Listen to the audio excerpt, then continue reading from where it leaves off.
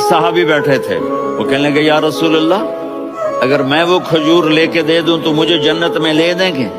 आपने कहा हाँ, तू मुझे लेके दे दे, मैं तुम्हें ले दूंगा। वो उसके पीछे चले गए।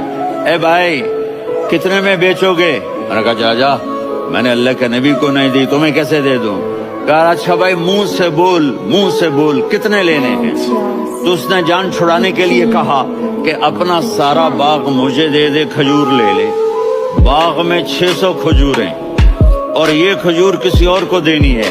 तो कहता है पक्के हो, फिरोगे तो नहीं? उन्होंने कहा डन, खजूर मेरी, बाग तेरा। वो भागे भागे आए, या रसूल अल्लाह, मैंने सौदा कर लिया। कहा कैसे किया? कहा सारा बाग दे के खजूर ले ली।